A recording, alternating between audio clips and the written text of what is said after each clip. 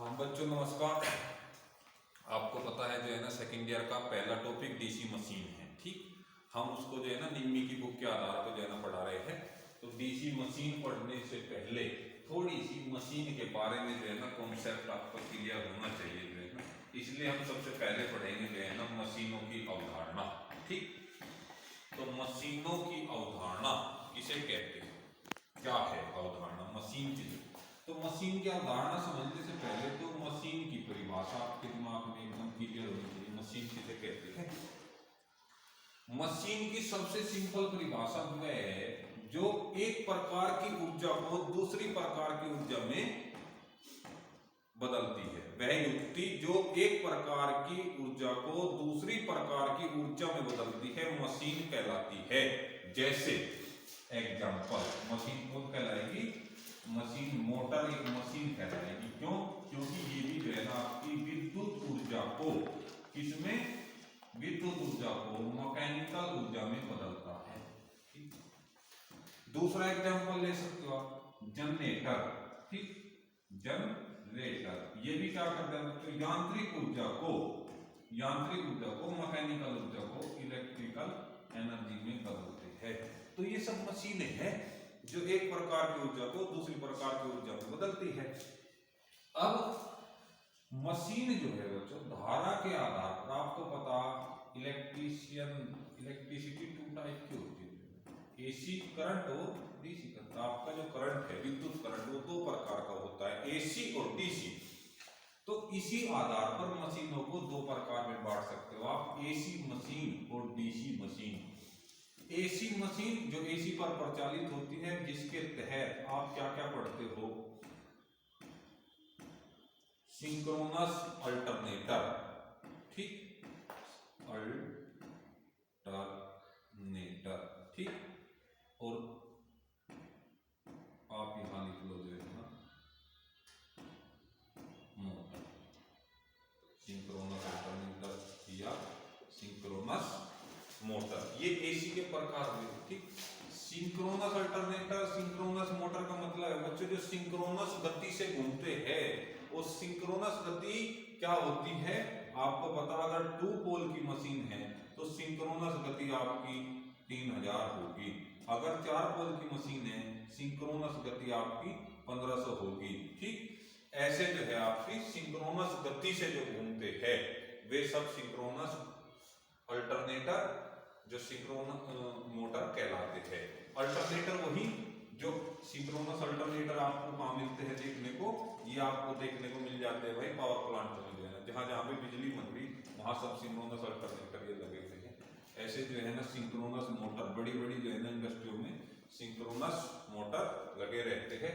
ऐसे ही डीसी भी जो है ना, डीसी के आधार पर भी दो प्रकार की मशीन होती है, एक डीसी मोटर एक डीसी जनरेटर। ठीक, डीसी मोटर आपको पता ही वह युक्ति जो डीसी सप्लाई लेगा और उसको मैकेनिकल ऊर्जा में बदलेगा, डीसी मोटर कहलाएगा। ऐसी युक्ति जो एक डीसी सप्लाई आपको देगी डीसी जनरेटर कहलाएगी। अब जब मशीन की बेसिक कॉन्सेप्ट पढ़ रहे हैं आप मशीन के बारे में, तो इतना पता होना चाहिए बच्चों, मशीन जो है एसी हो सकती है या डीसी। तो क्वेश्चन आ जाता है कि अगर 5 HP की एसी मशीन है और 5 ही HP की डीसी मशीन है तो किसकी कॉस्ट ज्यादा, ठीक, या किसका साइज बड़ा। ठीक, इसके लिए आपको पता होना चाहिए कि एसी मशीन में अगर आप एक नया जो है ना डिवाइस जोड़ दो कम्यूटेटर, तो वो डीसी मशीन बनती है। एसी मशीन में अगर आप कम्यूटेटर नाम का इक्विपमेंट जोड़ दो, डिवाइस जोड़ दो, तो वो बन जाती है आपकी डीसी मशीन। जिस बात से आपको ये क्लियर हो जाना चाहिए कि डीसी मशीन हमेशा एसी मशीन से बड़ी होगी। क्यों? क्योंकि अगर ये आपकी एसी मशीन है तो इसमें एक अलग से जो है ना आप एक चीज जोड़ दो, ठीक, कम्यूटेटर नाम की, तो ये बनेगी अब क्या, डीसी मशीन। इस व्याप पे आप कह सकते हो कि डीसी मशीन हमेशा अगर 5 HP की एसी मशीन मोटर रखा और 5 HP का जो है ना डीसी मोटर रखा, तो जिसका साइज बड़ा होगा वो आपका डीसी मोटर कहलाएगा। ऐसे ही अगर 5 HP की जो है ना 5 kVA का जो है ना आपका जो है ना अल्टरनेटर रखा है, ठीक, और 5 ही kVA का जनरेटर रखा है, मतलब डीसी जनरेटर, तो आपका किसका साइज बड़ा होगा?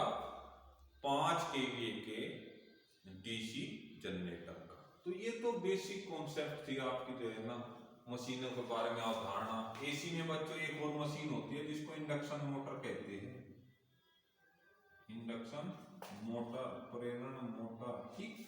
प्रेरण मोटर में मोटर होते हैं जो सिंक्रोनस स्पीड से कम गति पर चलते हैं। इंडक्शन मोटर क्या होते हैं? जो सिंक्रोनस स्पीड से कम गति पे चलते हैं, ठीक। जैसे ये 1440 पे चलेंगे, मतलब 1500 है तो 1440, 3000 सिंक्रोनस है तो 1880, इस टाइप से जो है ना इंडक्शन मोटर क्या होता है। इनका सबसे ज्यादा यूज इन्हीं का होता है इंडस्ट्री में, जो है ना आपके घरों में जो है ना इन्हीं का सबसे ज्यादा यूज होता है। आपका जो ये पंखा है ना, ये जो है ना इंडक्शन मोटर है, सिंगल फेज इंडक्शन मोटर। तो ये एक बेसिक अवधारणा थी, ठीक। अब बात करते हैं हम इसके बाद, अवधारणा के बाद डीसी जनरेटर के सिद्धांत पे, क्योंकि हमें तो मैन डीसी मशीन पढ़नी, ठीक।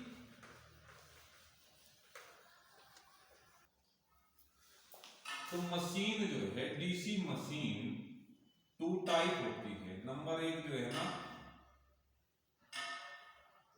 जनरेटर,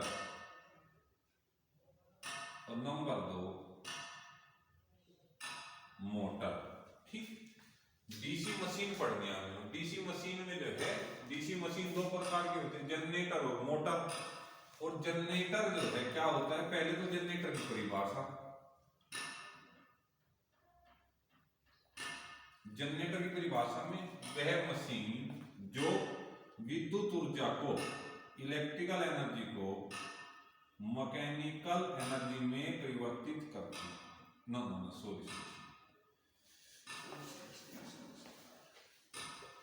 जो मैकेनिकल एनर्जी को इलेक्ट्रिकल एनर्जी में बदलती है, वह जनरेटर कहलाती है। जो मैकेनिकल एनर्जी को इलेक्ट्रिकल एनर्जी में बदलती है, जनरेटर कहलाती है। अब जनरेटर के प्रकार, डीसी मशीन में जनरेटर के प्रकार, एक होता है जो है ना self excited generator, self excited generator. दूसरा होता है separately excited generator.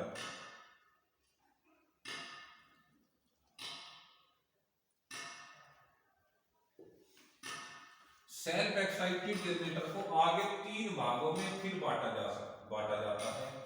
Number 1 series generator, number 1 series generator, number 2 shunt generator,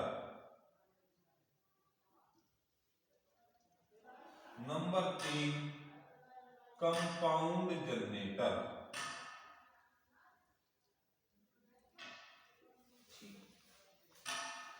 compound generator को आगे फिर 2 भागों में बांटा जाता है। कंपाउंड जनरेटर को 2 भागों में आप बांट सकते हो। नंबर 1 डिफरेंशियली कंपाउंड जनरेटर, या हिंदी में कहो तो विभेदक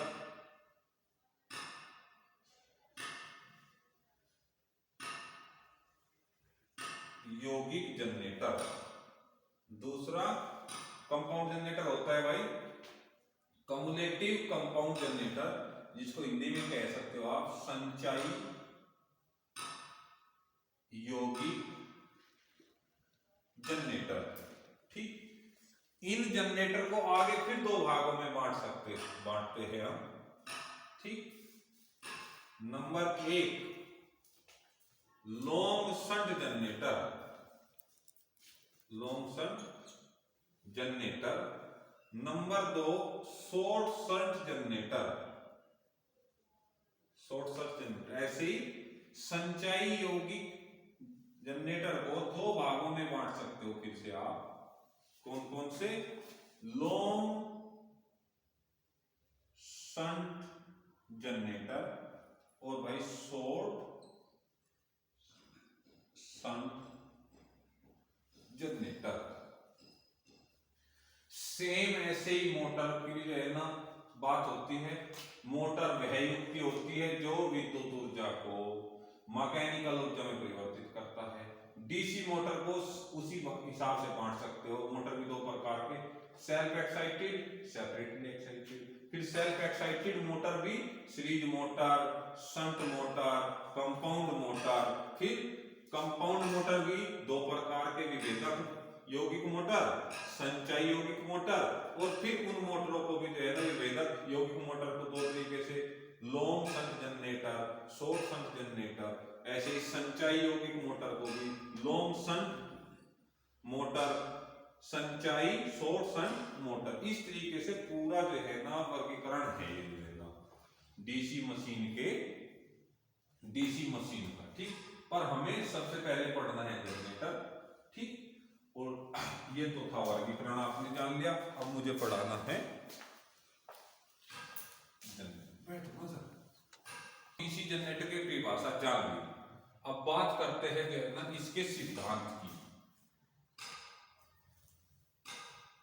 बहुत क्वेश्चन आता है, ठीक, कि डीसी जनरेटर का सिद्धांत क्या है।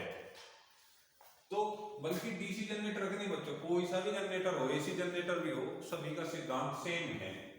विद्युत का,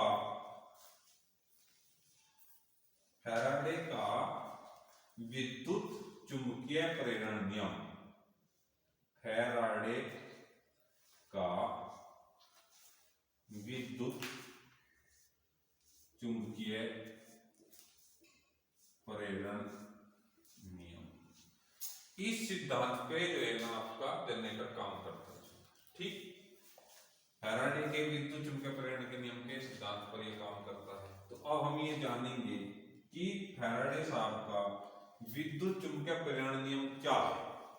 ठीक, फैराडे का विद्युत चुंबकीय प्रेरण नियम आपको बताता है कि बिजली कैसे उत्पन्न होती है। क्या बताता है? बिजली कैसे बनती है। फैराडे का विद्युत चुंबकीय प्रेरण नियम सरल शब्दों में कहो तो ये बताएगा आपको कि बिजली कैसे बनती है। ठीक, कितनी बनती है। तो इन्होंने पहली लाइन फैराडे साहब ने दो बातें बताई आपको। ठीक, फैराडे साहब ने दो बातें बताई और दोनों बातें ही अपने आप में नियम है। जो पहली बात बताई पहली नियम, दूसरी बात बताई दूसरा नियम। पहला उन्होंने बताया कि अगर चालक या परिपथ के बीच, चालक या परिपथ व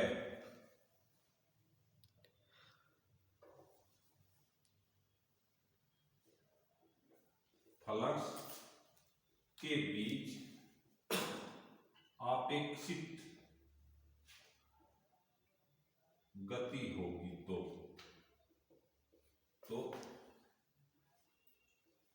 ईएमएफ उत्पन्न होगा। देखो कितनी सिंपल बात है, वही पहला नियम है। क्या? अगर किसी चालक, ठीक है ना, चालक कह लो या परिपथ कह लो, वह फ्लक्स के बीच आपेक्षित गति होगी तो ईएमएफ उत्पन्न होगा। ठीक, आप यहां मैग्नेट रख दो, ठीक, और यहां चालक रख दो, कोई बिजली नहीं बनेगी। इनके बीच आपेक्षित गति, ठीक, आपेक्षित गति का मतलब या तो आप मैग्नेट हिला लो तो भी गति होगी रहना, या मैग्नेट ऐसे ही रहने दो, चालक हिला लो रहना। ठीक, तो दोनों के बीच जब अपेक्षित गति होगी तो इस चालक में ईएमएफ बनेगा। यही फैराडे साहब का पहला नियम है कि बिजली कैसे बनेगी। उन्होंने सिंपल कह दिया कि चालक, ठीक, कंडक्टर तथा मैग्नेट के बीच जब भी अपेक्षित गति होगी तभी बिजली बनेगी। ये फैराडे का विद्युत चुंबकीय प्रेरण नियम कहलाया पहला। ठीक, दूसरा नियम, उन्होंने दूसरे नियम में ये बताया आपको कि बिजली कितनी बनेगी, बिजली कितनी बनेगी, कपड़ा नहीं क्या, बिजली कितनी बनेगी, बिजली कितनी बनेगी, बिजली कितनी बनेगी उन्होंने बताया भाई E बराबर एन डी फाई बटे डी टी। ठीक, बाद में लेंज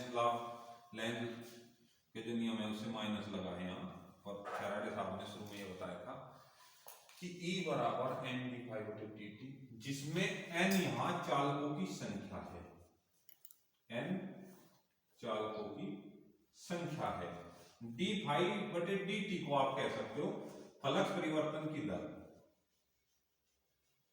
फ्लक्स परिवर्तन की दर। ठीक, मतलब फ्लक्स परिवर्तन करने की दर के जो ईएमएफ बिजली उत्पन्न होगी ना, ईएमएफ को मतलब आप वोल्टेज जो बनेगी वो फ्लक्स परिवर्तन की दर के समानुपाती बनेगी तथा चालकों की संख्या के समानुपाती बनेगी। इसका मतलब अगर इस तार में आपको बिजली बनानी है तो किस किस पे निर्भर करेंगे, इन चालकों की संख्या पे। जितनी आप मैग्नेट के बीच चालक ज्यादा रखोगे उतनी बिजली ज्यादा बनेगी। दूसरा, इनके बीच फ्लक्स परिवर्तन की गति जितनी तेज करोगे उतनी ज्यादा आपको ईएमएफ मिलेगी। तो दो नियम हुए, पहले में बिजली कैसे बनेगी, दूसरे में बिजली कितनी बनेगी। ठीक, अब ये बात तो ठीक है इतनी आगे, इसके आगे बात दो वर्ड हो जाते हैं। अब बिजली बनाने के दो तरीके उत्पन्न हुए यहां। पहली कंडीशन है कि बच्चों आप चालक की गति कराओ, भाई चालक की गति कराओगे तो भी तो अपेक्षित गति हुई इनके बीच, तो भी बिजली बनेगी। दूसरा ये भी कर सकते हो आप कि चालक को तो यहीं रहने दो, आप मैग्नेट की गति करा दो जो है ना। ठीक, चालक की गति के कारण बिजली बनती है और दूसरा जो है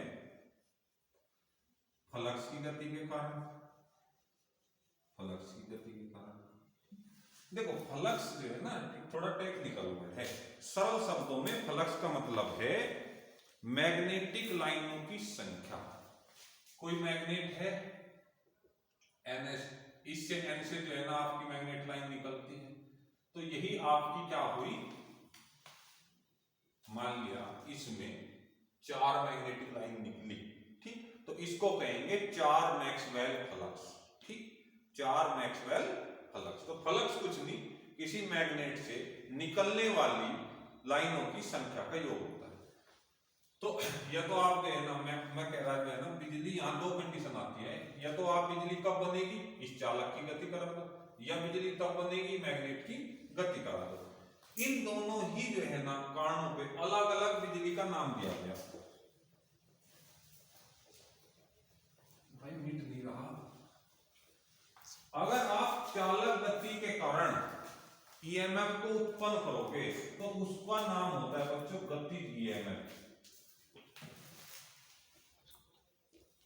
गतिज ईएमएफ क्वेश्चन आता है गतिज ईएमएफ किसे कहते हैं, तो आप सिंपल बता देना। जब मान लीजिए ये मैग्नेट है कोई, ठीक है ना, होर्सू आकार की, और ये आपका कंडक्टर है, इसमें जो है ना ऊपर से नीचे चलाओगे, ठीक, और इस कंडक्टर में उत्पन्न होने वाला जो है ना आपका ईएमएफ गतिज ईएमएफ कहलाता है। इसका सूत्र है E बराबर BLV sin थीटा। बस इतना ध्यान देना बच्चों, ये वोल्टेज नहीं, अक्सर जो है ना इलेक्ट्रिशियन का बच्चा V को वोल्टेज ज्यादा पकड़ता है। ठीक भाई, E ये हुई वोल्टेज, वोल्टेज बराबर B मतलब flux density, flux density Tesla जिसको आप बोलते हो ना, वेबर बटे मीटर स्क्वायर। L यहां पे है लेंथ, लंबाई, कितने चालक की लंबाई, ठीक। v इस वेलोसिटी, वेलोसिटी गति, कितनी गति से आप जो है चालक को घुमा रहे मैग्नेटिक फील्ड में, ठीक। साइन थीटा, मैग्नेट के साथ किस कोण से आपका चालक जो है ना गति कर रहा, तो इनके परिणाम से निकलता है गतिज ईएमएफ। और इसका उदाहरण गतिज ईएमएफ का लाइव एग्जांपल डीसी जनरेटर ही पढ़ोगे आप। डीसी जनरेटर, डीसी जनरेटर में बच्चों मैग्नेट फिक्स रहती है, आर्मेचर पे जो है ना कंडक्टर रखे रहते हैं और कंडक्टर घूमते हैं, मैग्नेट स्थिर रहती है, ठीक। ऐसे ही आप समझ लीजिए गतिज ईएमएफ को वो है जब जिसमें चालक गति करे, मैग्नेट स्थिर रहे और जो ईएमएफ उत्पन्न होता है वो गतिज ईएमएफ कहलाता है। दूसरा, जब फ्लक्स गति करेगा, ठीक, फ्लक्स गति करेगा, ठीक है ना, चालक आप स्थिर रखो और फ्लक्स आप क्या करो, चालक आप जो है ना स्थिर रखो और फ्लक्स की आप गति कराओ, तो तब जो वोल्टेज उत्पन्न होगी, ईएमएफ उत्पन्न होगा, उसको आप बोलोगे स्थिर ईएमएफ। स्थिर ईएमएफ, ये थोड़ा सादा नाम होगा, इसको जो है ना थोड़ा टेक्निकल नाम स्थैतिक ईएमएफ भी कहते हैं, ठीक। स्थैतिक ईएमएफ के जो है ना सूत्र क्या है निकालने का, वही कि E बराबर N डी फाई बटे dt, फ्लक्स परिवर्तन की दर और चालकों से। इसका लाइव एग्जांपल आपका क्या है, कहां पे ऐसा होता है कि चालक स्थिर रहे और फ्लक्स जो है ना गति करे, एग्जांपल ट्रांसफार्मर, ठीक। तो जब भी बात आ जाए ना कि डीसी जनरेटर में किस टाइप का ईएमएफ उत्पन्न होता है बच्चों, गतिज ईएमएफ। डीसी जनरेटर में किस टाइप का ईएमएफ उत्पन्न होता है, गतिज ईएमएफ। आपका क्वेश्चन आ जाए ट्रांसफार्मर में किस टाइप का ईएमएफ उत्पन्न होता है, स्थिर ईएमएफ, ठीक। तो ये आपका हुआ ईएमएफ। अब बात करते हैं जो है ना जनरेटर की बारे में। ये सर